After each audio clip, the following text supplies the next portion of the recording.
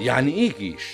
الجيش يعني مجموعة من أفراد الوطن الواحد مسلحة بالعلم ومؤمنة بدورها في الدفاع عن الوطن، بتنتمي لمؤسسة وطنية منظمة مزودة بأحدث الأسلحة البرية والبحرية والجوية، بنسميها القوات المسلحة.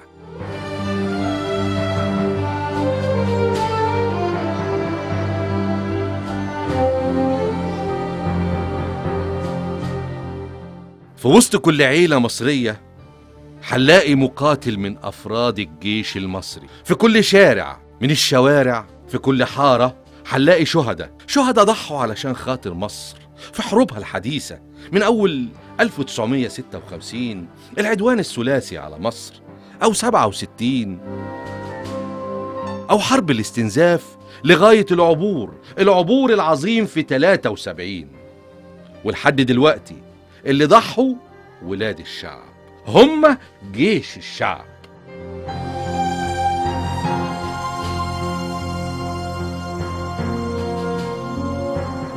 كانت نكسة 67 جولة في سلسلة حروب طويلة بيننا وبين العدو الإسرائيلي، انتهت بأن العدو احتل جزء من أراضي مصر الغالية. تحمل الشعب المصري العظيم آثار النكسة، تم تهجير أهالي مدن القناة، خط الدفاع الأول عن مصر، سابوا ذكرياتهم وشوارعهم وأماكن لعبهم، واشترك المصريين جميعا في كل مدن مصر في إيواء إخوانهم المهجرين. تنقسم اللقمة، الشقق الضيقة دي أكتر وأكتر، لكن كانت مليانة بالدفى والحب، وأهم من كل ده وده الرغبة في الطار. بدأ إعادة بناء الجيش المصري وتحديثه. لأول مرة يتم تجنيد حملة المؤهلات العليا علشان يحاربوا جنب إخوانهم من خريج الكليات الحربية. وفي رسالة للعدو وللعالم كله إن إرادة مصر ما انكسرتش، كانت أول عملية ضد العدو وقبل مرور أقل من شهر على النكسة، هي عملية راس العش.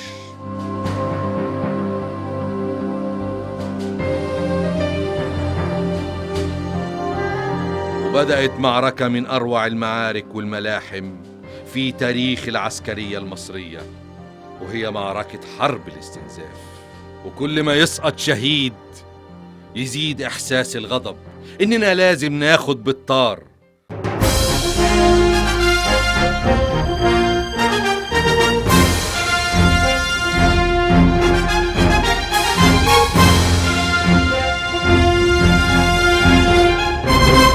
وانتصرت مصر، بهرت العالم، رفعت راس كل العرب اللي العبور رجع لهم كرامتهم. الجيش انتصر، الشعب ساهم في النصر.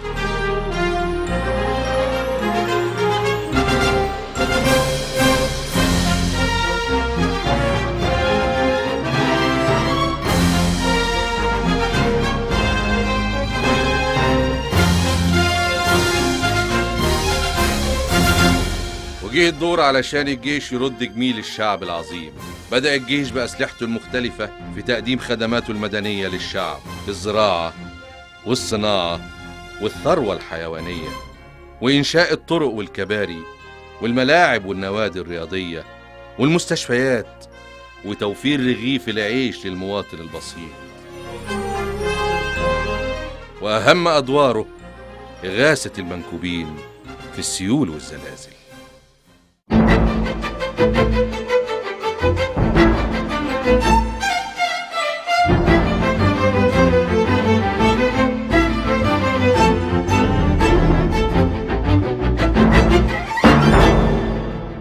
وفي ثورة 25 يناير ظهرت أروع وأجمل صور التحام الشعب مع الجيش.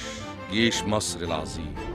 خرج الشعب العظيم بيطالب بالحرية والكرامة والعدالة الاجتماعية، وهي مطالب عادلة تماما، بل إنها في صلب عقيدة الجيش المصري وليست منحة من أحد. وتطورت الأوضاع بشكل سريع.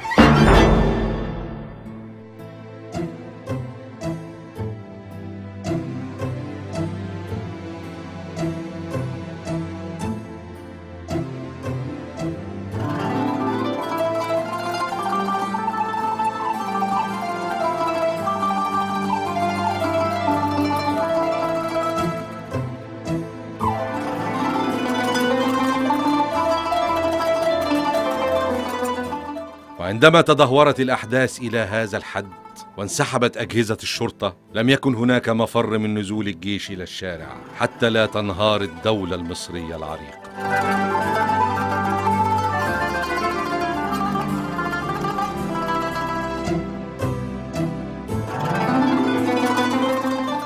ومع الغياب التام للأمن بدأت أعمال السرقة والبلطجة والنهب وترويع المواطنين التي لم تشهدها مصر من قبل.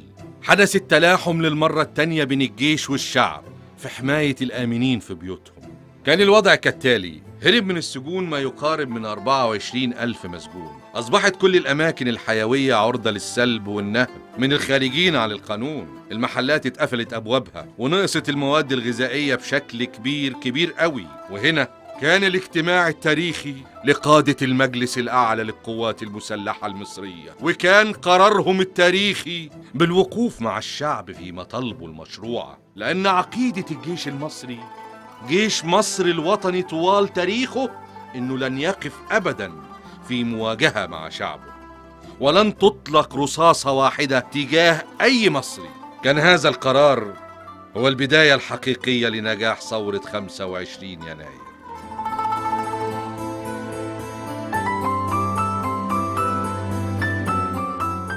وصدرت الأوامر الحاسمة: تأمين جميع المنشآت الحيوية في البلد، التصدي بقوة لجميع أعمال النهب والسرقة والبلطجة. وبالفعل تم القبض على أكثر من 4500 سجين هارب من مجموع قدره 24,000 سجين. وعشان كل المصالح الحكومية كانت معطلة بما فيها المحاكم والنيابات، فقد تم إحالة هؤلاء الخارجين عن القانون إلى المحاكم العسكرية لسرعة البت في قضاياهم. ومش كده وبس، كان في هناك هدف أسمى: توفير كافة السلع الأساسية للمواطن البسيط وتوصيلها إلى كل مكان في ربوع مصر العظيمة عن طريق هيئة الإمداد والتموين. وتوالت الأحداث الساخنة مع إصرار الشعب على تحقيق مطالبه، ووقف الجيش معاه يحميه ويأكد على شرعية المطالب دي، لأن الجيش دايما مع الشرعية، ومدام الشعب كله بيطلب يبقى الشرعية الوحيدة هي شرعية الشعب. أيها المواطنون، في هذه الظروف العصيبة التي تمر بها البلاد، قرر الرئيس محمد حسني مبارك تخليه عن منصب رئيس الجمهورية، وكلف المجلس الأعلى للقوات المسلحة لإدارة شؤون البلاد، والله الموفق والمستعان.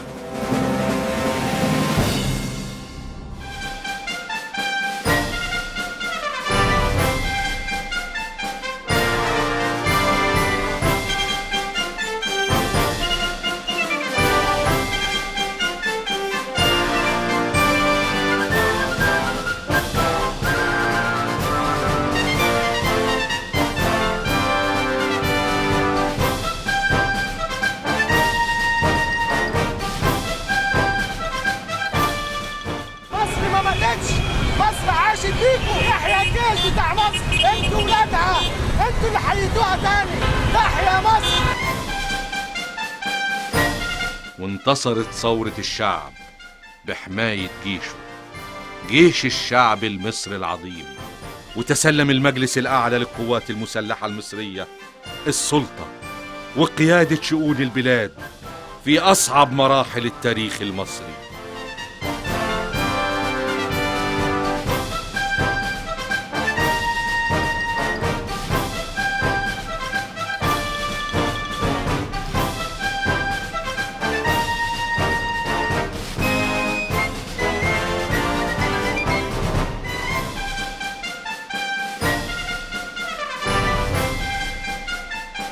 إضرابات ومطالب فئوية كل يوم وفي كل مكان. رجوع المصريين من ليبيا بأعداد كبيرة بعد الثورة الليبية ما قامت، فقام الجيش بنقلهم لأرض الوطن العزيز. فتنة طائفية في قرية أطفيح، وقيام الجيش بالصلح بين أبناء الوطن الواحد هناك، وإعادة بناء كنيسة أطفيح بتمويل من القوات المسلحة المصرية.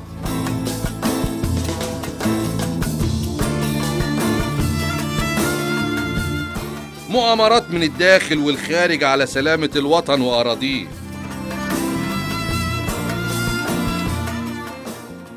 وفي وسط كل الظروف الصعبة دي منسيش المجلس الأعلى للقوات المسلحة شهداء الثورة الأبرار ومصابيها على طول خصص لهم صندوق للرعاية بميزانية تقدر ب100 مليون جنيه علشان يوزعها على أسر الشهداء والمصابين.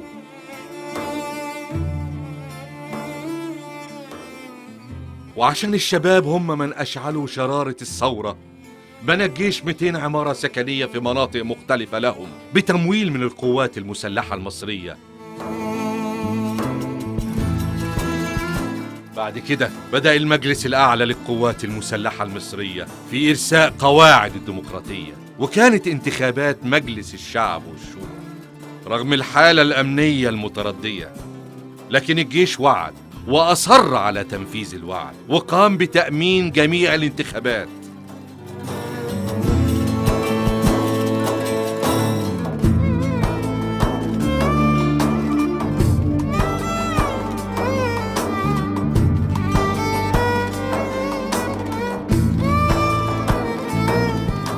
وفعلا ظهرت أروع انتخابات في تاريخ مصر، وعقدت أول جلسات مجلس الشعب يوم 23 يناير 2012 وسط فرحة المصريين. وبعد كده هيتم الإعداد لتسليم السلطة لرئيس مدني منتخب من الشعب في انتخابات رئاسية حرة ونزيهة لأول مرة يحميها ويأمنها الجيش المصري العظيم. وبالشكل ده هيرجع أبناء الجيش لسكناتهم علشان أدوا دورهم وتحملوا كتير قوي من الصغائر من أجل مصر، ويكفيهم إن أغلبية شعب مصر التف حواليهم.